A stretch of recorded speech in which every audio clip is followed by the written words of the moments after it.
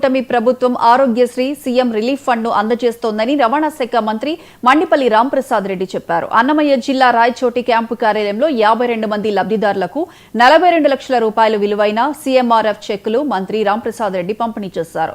కూటమి ప్రభుత్వం అధికారంలోకి వచ్చినప్పటి నుండి నేటి వరకు రాయచోటి నియోజకవర్గంలో 6 కోట్ల 22 లక్షల రూపాయల సీఎం రిలీఫ్ ఫండ్ నిధులు అందజేసినట్లు మంత్రి చెప్పారు.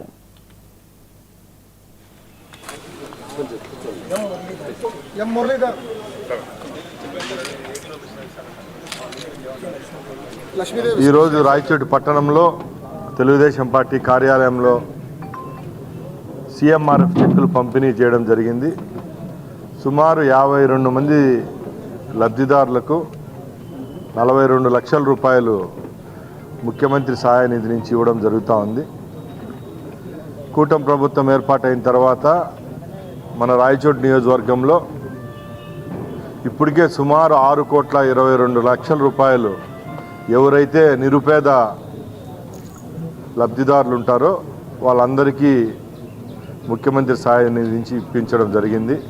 మాకు కష్టాలు వస్తే ఆదుకునే నాదులు లేదనుకునే కాలంలో గౌరవ ముఖ్యమంత్రి చంద్రబాబు నాయుడు గారు కార్పొరేట్ వైద్యాన్ని కూడా నిరుపేదలకు అందించే విధంగా ఈరోజు ఈ సీఎంఆర్ఎఫ్ ప్రోగ్రామ్ను గత సంవత్సరం నుంచి ఇవ్వడం జరుగుతూ ఉంది.